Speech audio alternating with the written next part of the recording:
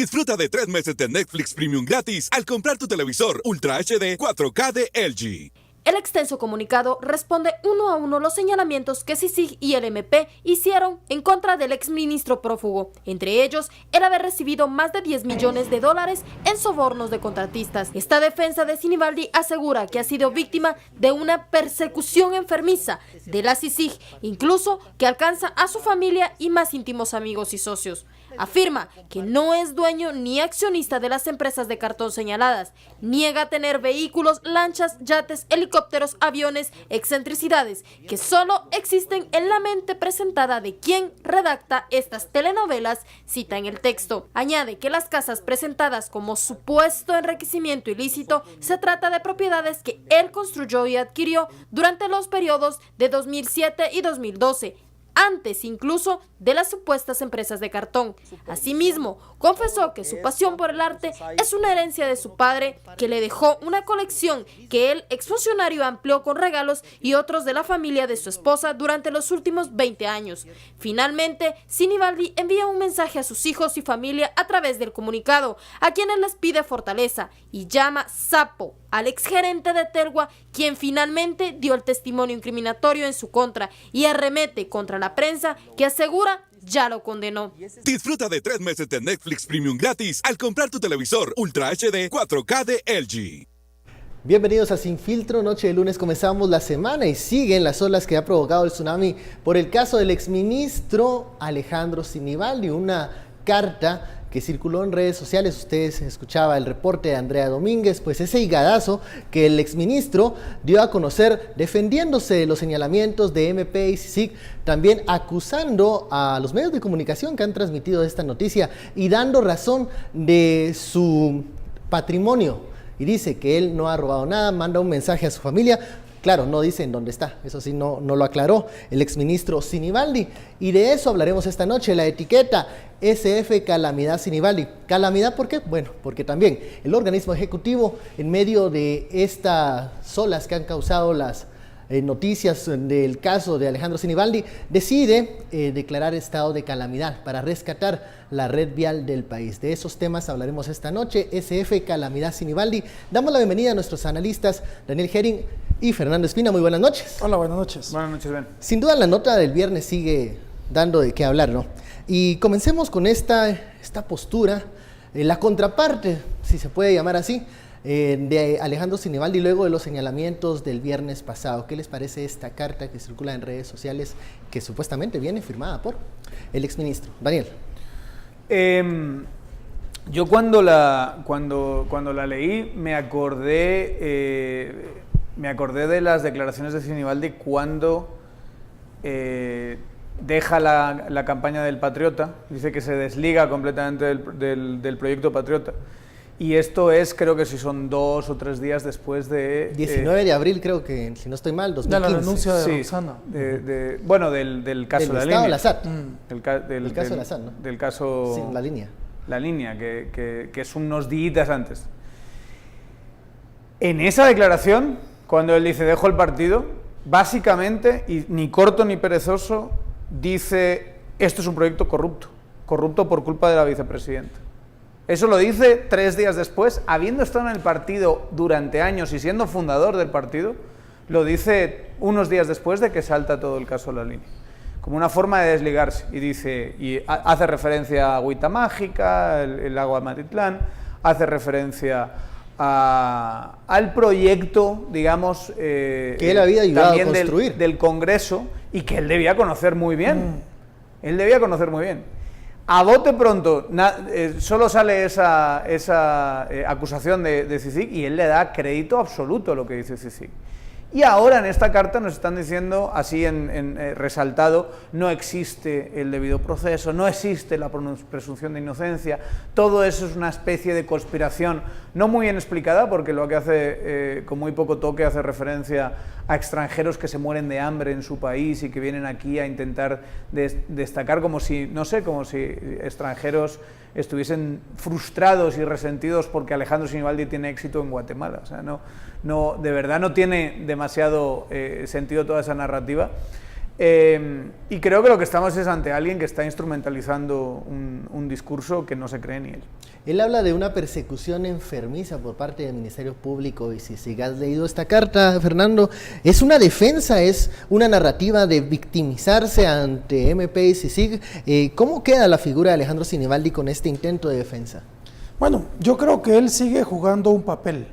Él sigue jugando el papel que quiso jugar siempre de un político correcto, de un político que en principio no necesitaba robar porque venía pues supuestamente de las clases sociales altas y como él dice que tenía cuna, que tenía dinero que había heredado de sus familias, cuando en realidad lo que siempre ha sido es una persona que ha estado pues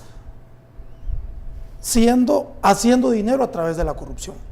Yo me recuerdo muy bien de las primeras cosas que me llamó la atención de lo que hizo Sinibaldi fue cuando él modificó la ley de minería. Él fue el ponente de la ley de minería que hoy día tenemos en el país, una ley que modificó las regalías que tenían antes a bajarlas al 1% para que se hicieran este tipo de empresas mineras. Entonces, desde ahí, en el Congreso, lo que se venía haciendo, y todo el mundo lo sabe, es que se venden leyes. Se hacen leyes al mejor postor. Y estas personas siempre han sido alfiles de quienes pueden pagarlos. Y en ese caso podemos hablar de esta empresa. Y luego, es tradicionalmente sabido que el ministerio, uno de los ministerios donde más corrupción se maneja, es el Ministerio de Comunicaciones. ¿Y por qué es uno de los ministerios de más corrupción se maneja? Porque es el encargado de aceitar, de engrasar el funcionamiento del Estado. Como hay tanto que hacer, tienen que hacer mantenimiento de carreteras, tienen que hacer construcciones de viviendas, entonces hay mucha infraestructura. Y la infraestructura, la obra verde, la obra gris, quiero decir, es donde generalmente se puede ir muchísimo dinero. Entonces no es por casualidad que él haya pedido, haya sido nombrado en este ministerio, y él sigue jugando ese papel. Como él, yo soy impoluto, yo no he robado, yo no he tocado un centavo. Obviamente él no lo va a decir, sí, yo fui.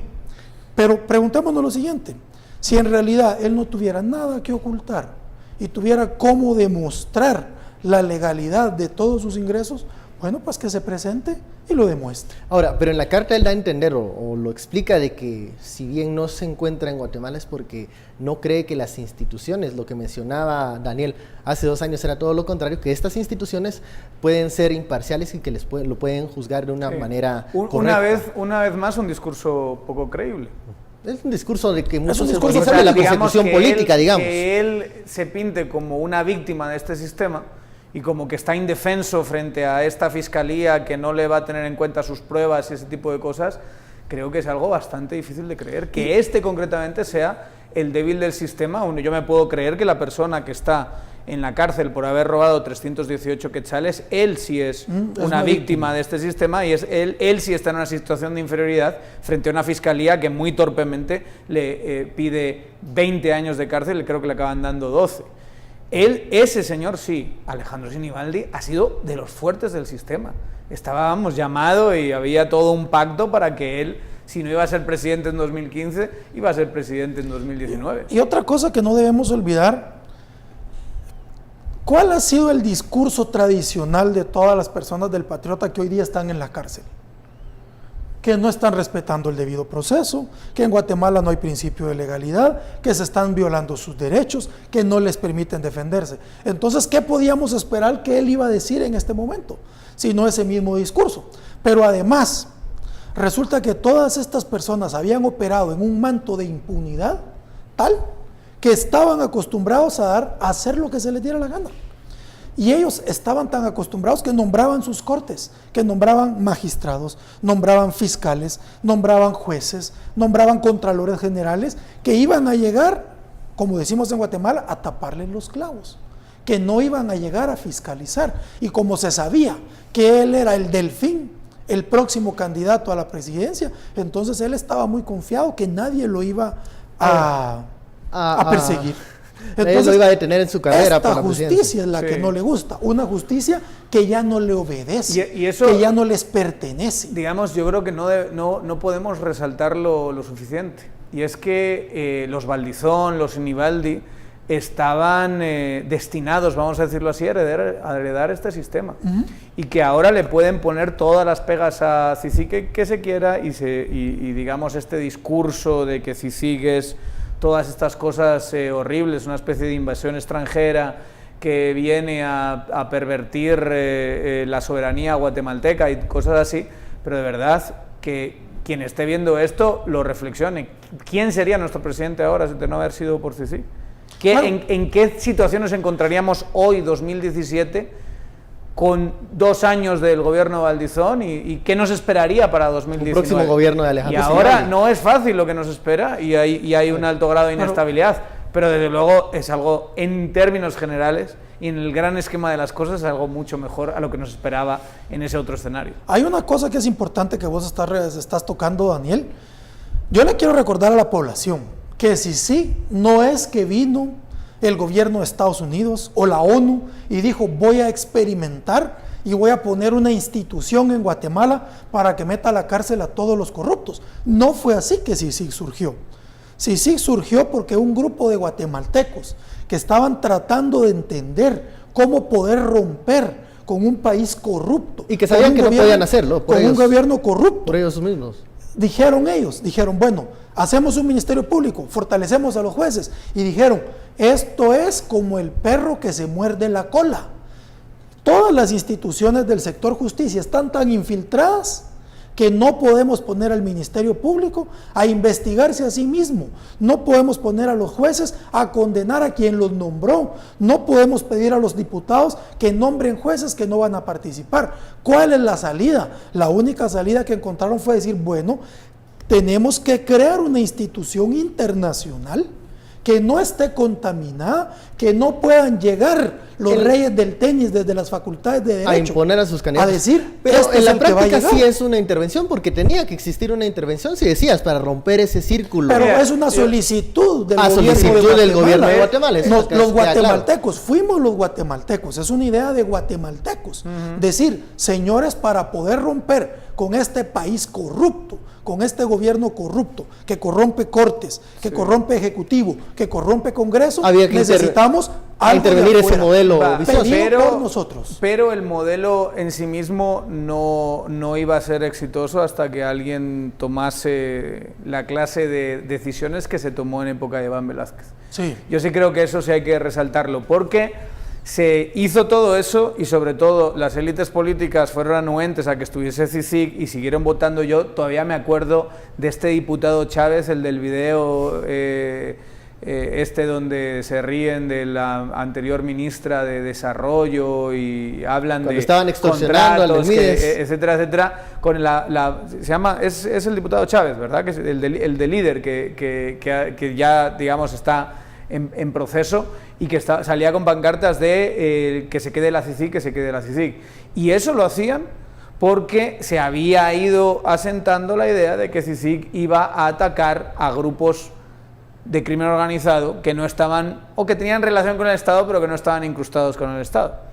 Y es Iván Velázquez el que decide ir directamente, considerar que una estructura mafiosa es el gobierno, el ejecutivo fundamentalmente del PP, y ataca judicialmente a ese ejecutivo. Y ese es un cambio abismal que no hicieron los demás. Y lo digo, y es muy importante, por la misma carta de Sinibaldi.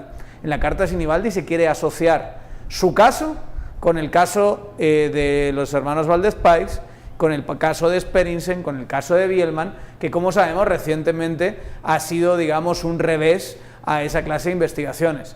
Eso es de otra época de CICIG. Nos pongamos como nos pongamos, no corresponde a la nueva filosofía que lo que sí quiere es sembrar la duda, digamos. Hombre, quiere decir que exacto, como eso pasó, entonces su caso es similar. Pues no es lo mismo.